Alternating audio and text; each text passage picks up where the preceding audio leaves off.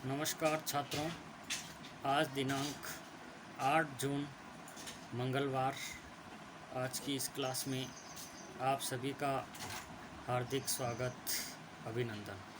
दोस्तों, पिछली क्लास के अंतर्गत हम छात्रों एवं समुदाय के प्रबंधन के संदर्भ में विस्तार से चर्चा की थी।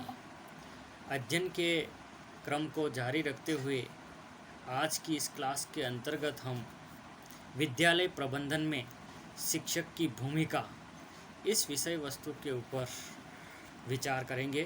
Role of teacher in school management.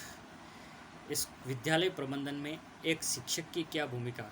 पिछली क्लासों के अंदर विद्यालय प्रबंधन में प्रधानाचार्य की भूमिका के संदर्भ में हमने पढ़ा था। तो निश्चित रूप से विद्यालय के अंदर शिक्षक की भी भूमिका होती है।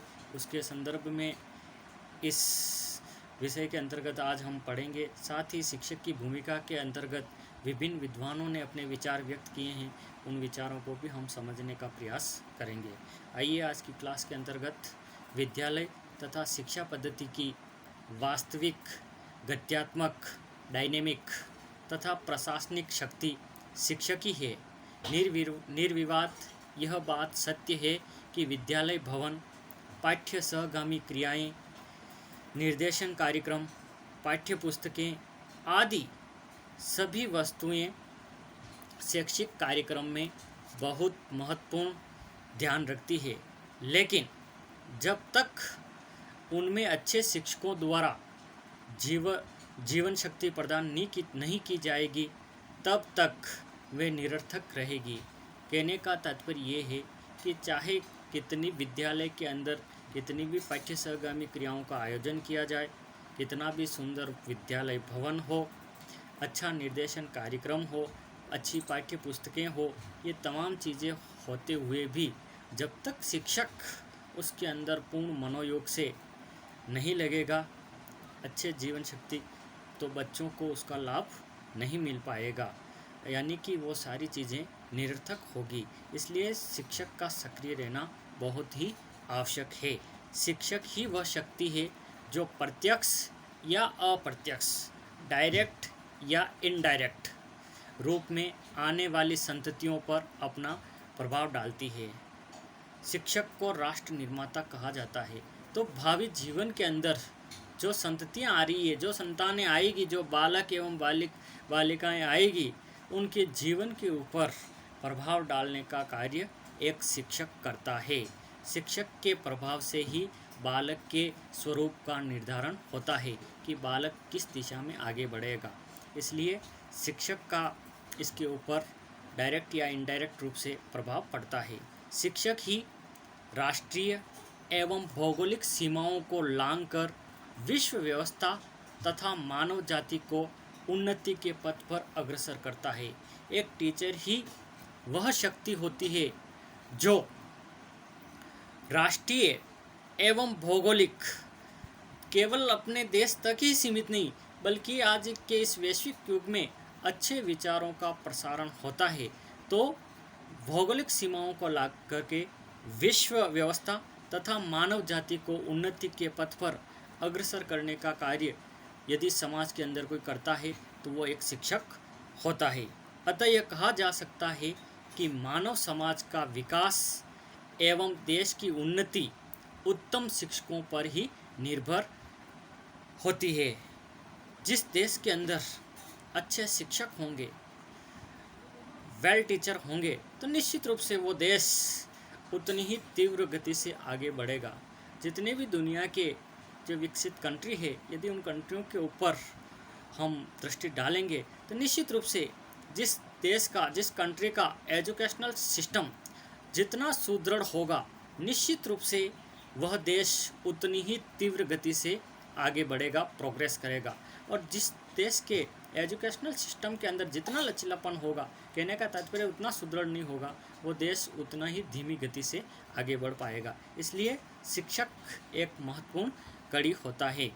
शिक्षा प्रणाली में कुछ शिक्षाविदों के अनुसार शिक्षक की स्थिति के ऊपर निम्नलिखित प्रकार से प्रकाश डाला गया है। शिक्षकों की स्थिति के ऊपर विभिन्न शिक्षाविदों ने अपने प्रकाश डाले हैं, उनको भी हम पढ़ेंगे। उसके अंतर्गत पहले आते हैं हुमायूं कबीर।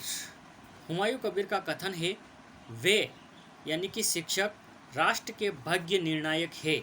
यह कथन प्रत्यक्ष रूप से सत्य प्रतीत होता है, परंतु अब इस बात पर अधिक बल देने की आवश्यकता है कि शिक्षक ही शिक्षा के पुनर्निर्माण की महत्वपूर्ण कुंजी है। यह शिक्षक वर्ग की योग्यता ही है जो कि निर्णायक है।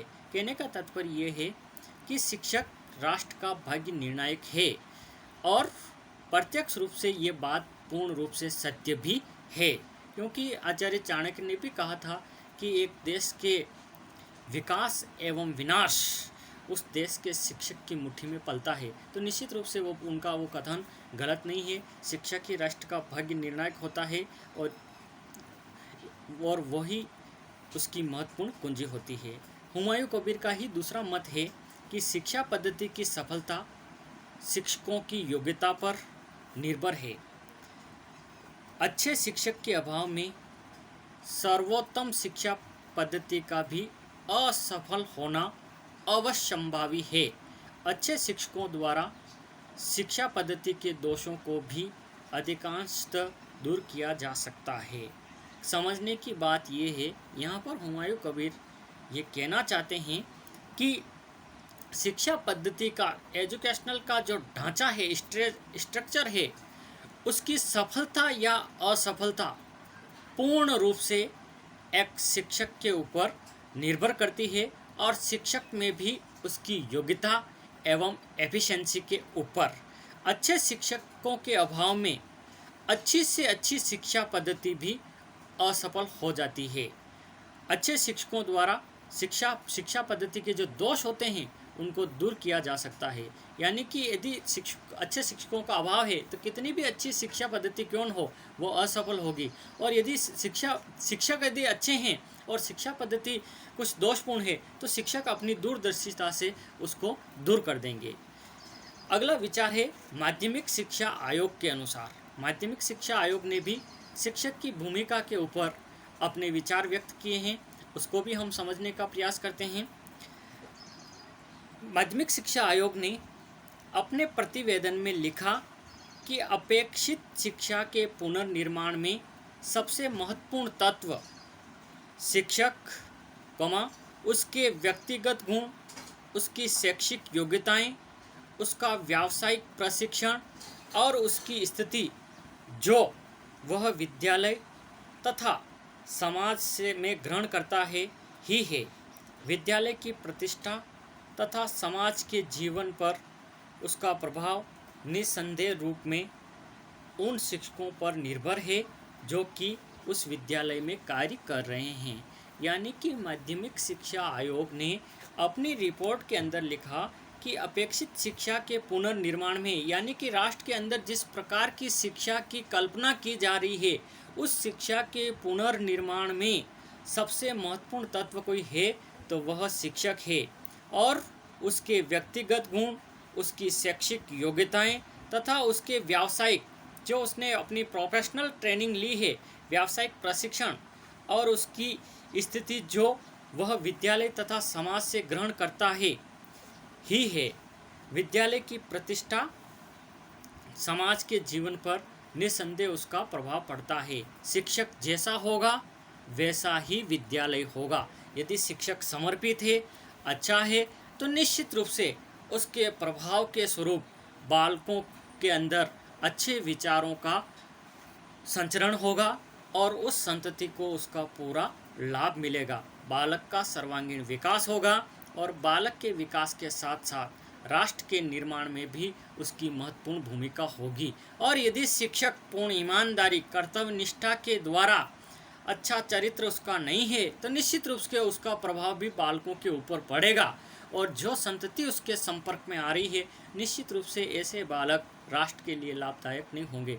तो इस क्लास के अंदर समझने की बात यह है कि शिक्षा पद्धति के अंदर एक टीचर की भी अपनी महत्वपूर्ण भूमिका होती है जिसको कभी नज़रअंदाज नहीं किया जा सकता। दोस्तों, आज की क्लास के अंदर इतना ही। आगे जब भी हम मिलेंगे अगली क्लास के अंदर, तो शिक्षकों, एक टीचर के क्या गुण होने चाहिए, उनके भी अलग अलग प्रकार के जो गुणों का डिवाइडेशन किया गया है, उनके बारे में हम विस्तार से अध्ययन करेंगे, समझेंगे। धन्यवाद।